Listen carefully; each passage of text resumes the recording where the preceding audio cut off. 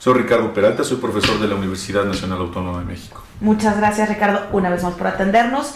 Y bueno, cifras como mencionábamos escandalosas, una violencia que no tiene fin y que se apodera una vez más de la ciudad de Reynosa, de la frontera con los Estados Unidos, y también en Nuevo Laredo, de manera simultánea, ocurriendo bloqueos, narcobloqueos, enfrentamientos entre bandas del crimen organizado y también entre fuerzas armadas.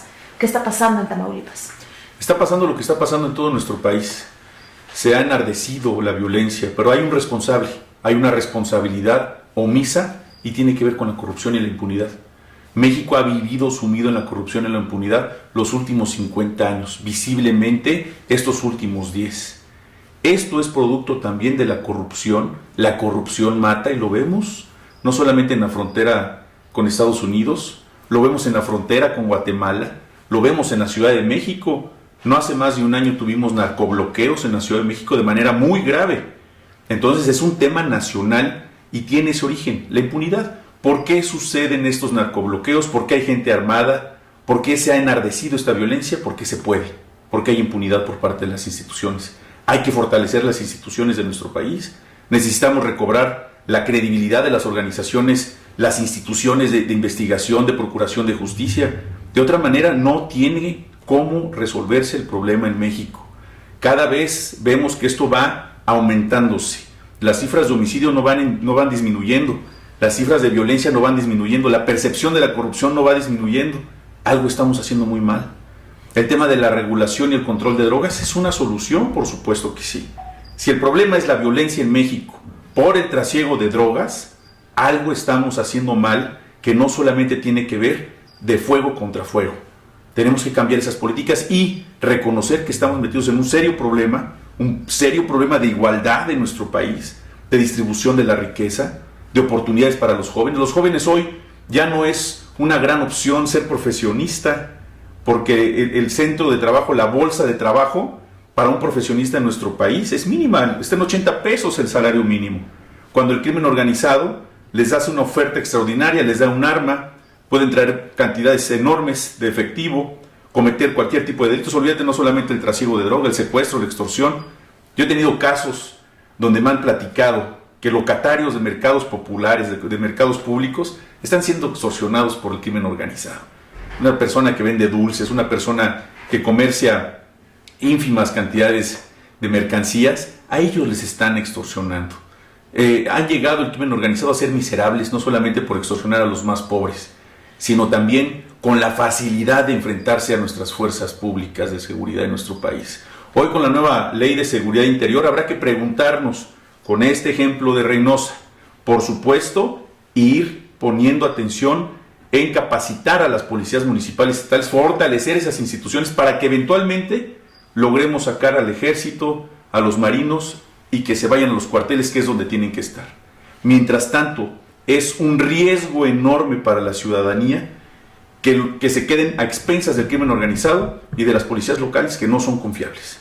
Específicamente en eso, los niveles de aceptación entre la población para la seguridad de cada ciudad, hay muchas autoridades que están infiltradas también en las bandas delictivas. Entonces, bueno, tú estás totalmente a favor de la Ley de Seguridad Interior. No estoy totalmente a favor porque siempre es perfectible una ley. Todas las leyes tienen que irse amoldando al fenómeno social. Sin embargo, creo hoy que sí es necesaria la participación de las fuerzas federales, de las fuerzas armadas, que estas fuerzas federales sí tienen que ayudar a la población a enfrentar al crimen organizado, porque desafortunadamente no tienen aliados. La policía municipal, las policías estatales no son aliados de la sociedad de ninguna manera. Prácticamente en ninguna parte del país tenemos la seguridad de confiar en las policías locales. Hay desapariciones forzadas y lo acabamos de ver en el estado de Guerrero, pero también lo vimos en el estado de Veracruz y lo hemos visto en otros estados de la República. No solamente son estos enfrentamientos que se dan cuando fallece un líder del crimen organizado, como sucedió aquí en la Ciudad de México cuando mataron a Lojos, que decían que no había crimen organizado. Entonces, ¿eso qué es? ¿Qué nombre le ponemos? ¿No es crimen organizado? Claro que es crimen organizado. El hecho de no querer reconocer un problema lo hace mucho más grave. Al momento de que se agrava una situación por no reconocerla y no pedir ayuda a la Federación para resolverlo, tenemos los problemas de violencia que están sucediendo en cada kilómetro cuadrado de este hermoso país. Sin embargo, hay soluciones.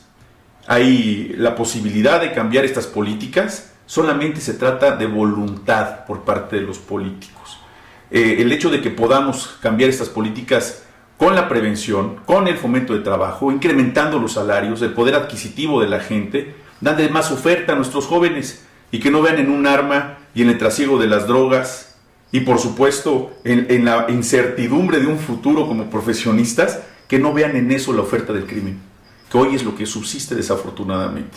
Tenemos un gran país lleno de riqueza, 2 litorales, llenos de recursos naturales, los más ricos, los jóvenes, un país lleno de jóvenes. No podemos legarles a estos jóvenes un país como el que hoy tenemos. Tenemos que cambiar como país y como nación y que nuestro prestigio algún día lo alcancemos de ser uno de los países menos corruptos, menos violentos y con más seguridad. Eso es lo que aspiramos hoy la generación en este país. Y bueno, ya por último, me hablabas de datos antes de iniciar la entrevista. 50 años Tamaulipas, ¿qué representa en el tema de violencia? Tamaulipas históricamente ha sido uno de los estados, por la frontera que tiene con los Estados Unidos, uno de los estados que más han tenido estos niveles de violencia. Estamos hablando que este año, que acaba de acabar, 2017, fue el año más violento desde hace 50 años, y si no es que más, en nuestro país. El mayor número de homicidios dolosos en todo el país. Tamaulipas se encabeza uno de los estados de la República con mayor número de estos homicidios. Ha aportado una gran cantidad, un gran porcentaje. Estamos hablando de más del 30% de que Tamaulipas ha aportado al país ese número de muertos y la violencia. Algo está sucediendo. Tráfico de armas, tráfico de personas, trasiego de drogas. Hay que repensar la política, criminalizar el consumo. Son una serie de políticas equivocadas que se han seguido los últimos 20, 30 años desde que existe la lucha contra las drogas, que se tienen que repensar como punto final en nuestro país, porque no podemos pasar de este 2018, que seguramente va a superar al 2017 en el número de homicidios dolosos. Estoy completamente seguro que va a ser así, porque hoy, en este momento, en este año electoral, difícilmente los políticos van a voltear a cambiar una política social al fin de sexenio. Hoy la única preocupación para los políticos mexicanos son las elecciones y ostentar el poder. A la gente no les interesa. Las personas no les interesan, no les importa los bloqueos en Tamaulipas ni que hayan muerto 12 personas. No es parte del interés, como no es parte del interés tener, por ejemplo, integrado el Sistema Nacional Anticorrupción. Si realmente esa fuera la bandera política de todos los que están participando o que van a participar en las elecciones, no solamente con el discurso de vamos a luchar contra la corrupción, no está integrado el Sistema Nacional Anticorrupción. Así parece una simulación. En cuanto se nombren a todos los integrantes del Sistema Nacional Anticorrupción y puedan funcionar, que esa es la otra parte del Estado de Derecho en nuestro país, veremos un posible cambio en algunos años. Mientras tanto, estamos en ceros. Y bueno, ahora sí, ya por último, Estados Unidos protege a su gente. Entonces, el 10 de enero lanzan esta alerta a sus viajeros, y uno de los focos rojos es Tamaulipas. No pisen Tamaulipas. Estás a favor de que Estados Unidos, obviamente, proteja a su población, lo que no hace a veces nuestro país, ¿no? Estados Unidos hace bien en proteger a su población. Le hace un daño enorme a nuestro país. El prestigio nacional está por los suelos. No solamente por el tema de la corrupción, sino por el tema de carácter turístico. Hoy, gracias a las divisas y gracias a las remesas que se reciben de los Estados Unidos, México subsiste en gran parte.